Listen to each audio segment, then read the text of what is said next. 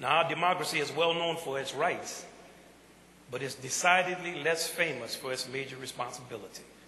That's participation. And that is why the work of this body of inspired citizens, unafraid to participate and to be the voice for those who would otherwise go unheard, is so important. So I am deeply, deeply honored to have this opportunity to address y'all here today. For years, we all hear that the quality of American public education continues to sink. When I was a senior in high school, they passed out a sheet to show us how our SAT scores had fallen, and that was in 1989. At times, it gets to be discouraging. We come together in conferences and other gatherings, and we leave feeling inspired and invigorated. We get home only to face the same old problems that won't be solved with the same old solutions.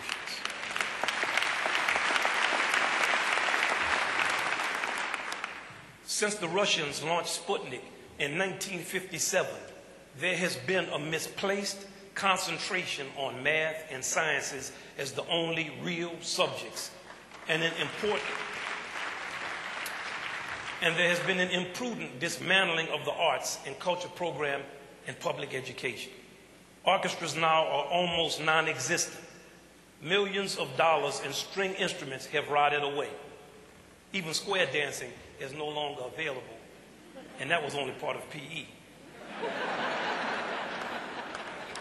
Today we find ourselves in the midst of a cultural bubonic plague.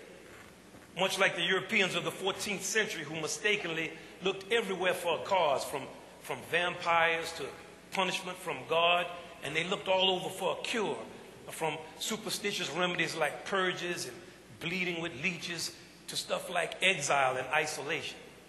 They searched everywhere but could not find the source. It was right in front of them. Rats. In the last 50 years, we've looked everywhere to correct our public education system except the most obvious place, our way of life.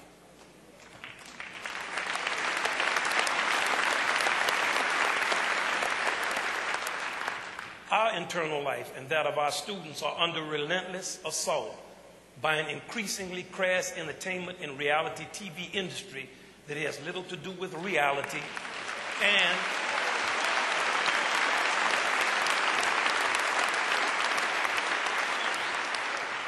and is routinely disconnected from any aspirations of quality.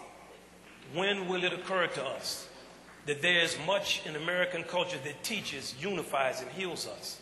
And when will we realize that ultimately the arts as representative of cultural solutions have provided a time-tested blueprint of how to face the ever-changing world with class, creativity, confidence, and yes, competence?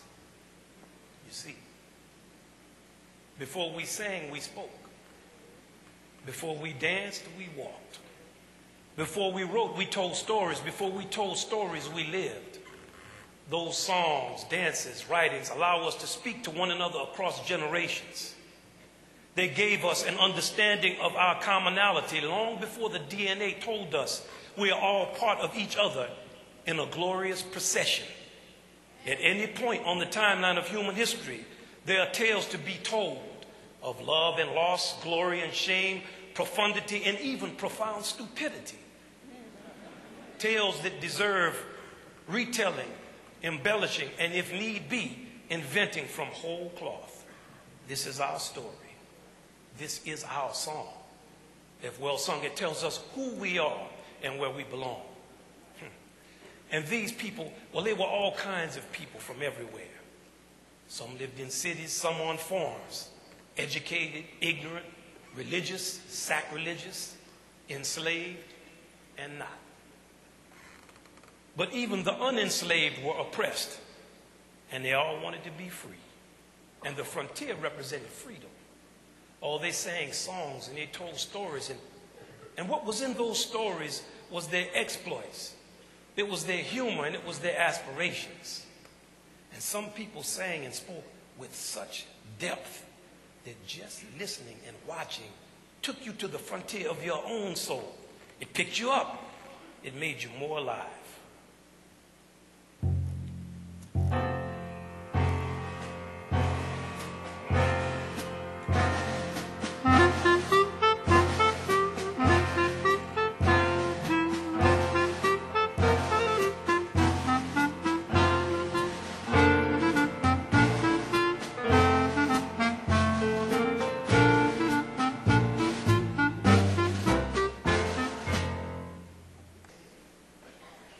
Who will have the courage to teach the most heroic songs and stories of what we have done all over this land and demand that the best of who we are be the national story? Who will teach the music of our country and bring races of people together in practice to share our integrated national identity? Who will sing the living tale of America to our kids to counterstate the emptiness of catchy slogans and rescue them from the isolation of technological gadgets? Who, if not you? Who? As we fight for excellence in public education and rebuild our dismantled arts education piece by piece, in response to the lack of culture and integrity we see in our way of life, let us teach our kids how to be free